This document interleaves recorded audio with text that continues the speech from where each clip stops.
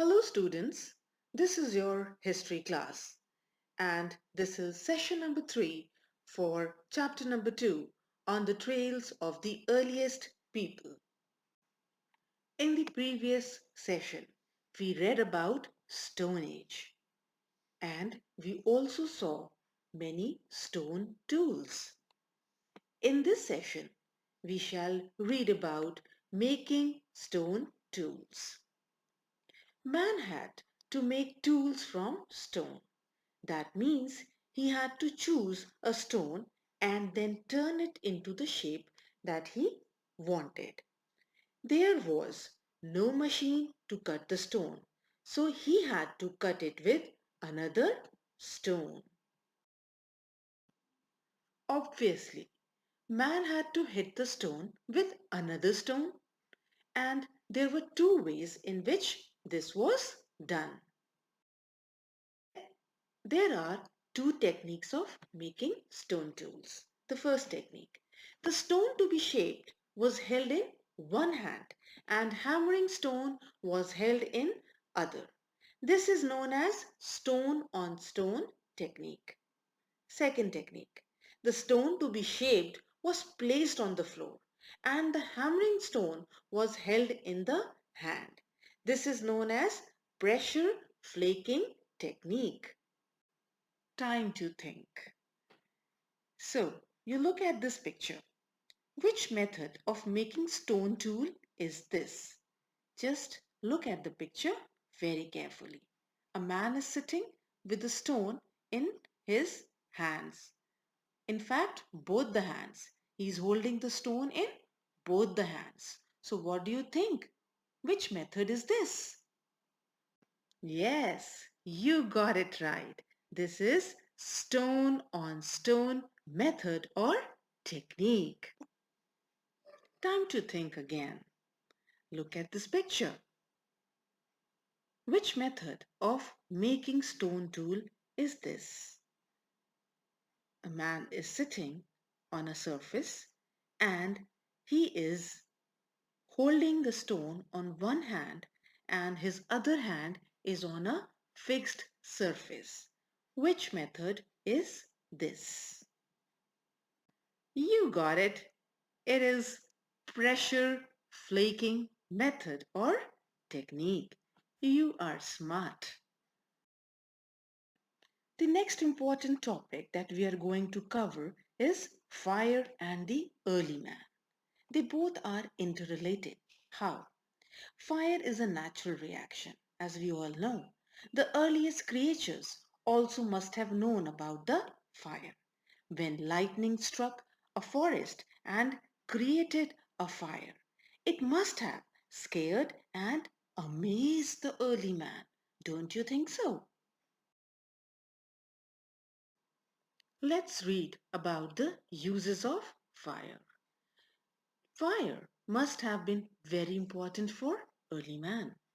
He must have used it for many things.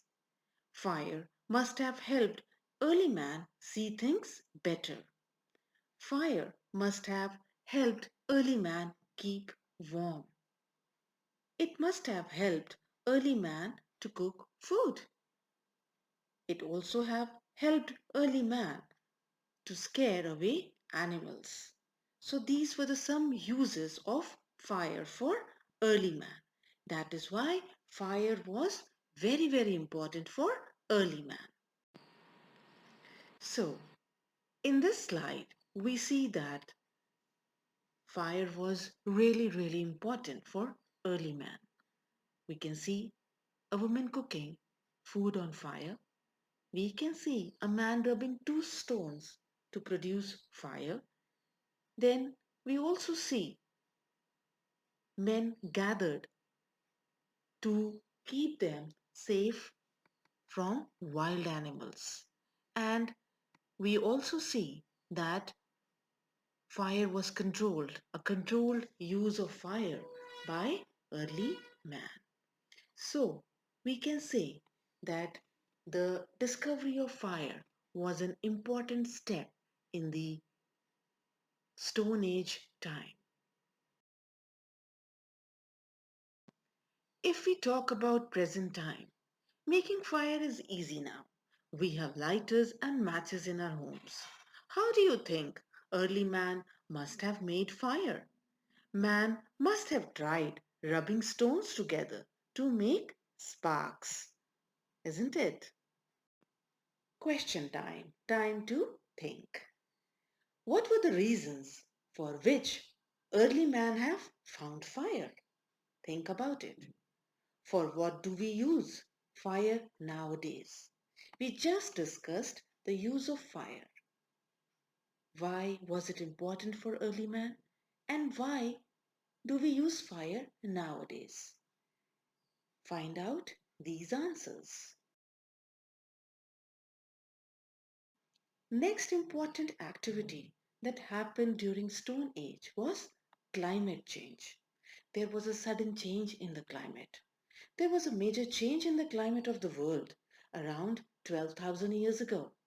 Many species got extinct as the climate changed. But man was intelligent. That is why he could survive. Man moved to grassland where climate was okay to live in.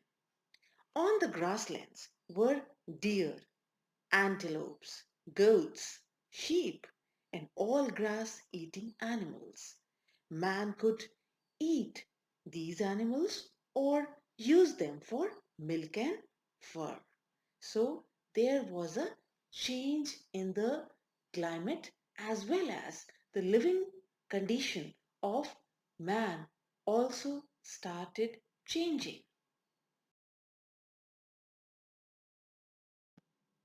Yes, climate change. On the grasslands, there were naturally growing grasses of rice, wheat, barley, etc. These were used for eating by early man. Man started thinking about farming and herding. So there was a change in the habits of man. Time to think. The question is, what were the advantages of living on the grasslands for man? Well, one reason which is coming to my mind is because of the climate. And I would like you to go back to the previous slide later on to find out this answer, as this answer is hidden in the slides that you have just seen. Another important source that provide information about early man are rock paintings. Just look at this picture. This is a rock painting, and this was done by early man when they used to live in caves. Rock paintings. The early people lived in some caves which have paintings on the walls. Some of these paintings are found in the caves of Madhya Pradesh and southern Uttar Pradesh. In these paintings, there are pictures of wild animals drawn with great accuracy and skill. So, my dear children, we have read that earliest people hunted and gathered plant produce. They also made tools and painted on the cave walls. Is there any way of finding out whether women hunted or men gathered fruits and nuts? But there are at least two possibilities. Both men and women may have done many works together. It is also possible that some works were done by only men and others only by women. Besides, there could have been different traditions in different regions of the subcontinent. So, my dear children, with this we come to the end of chapter number 2.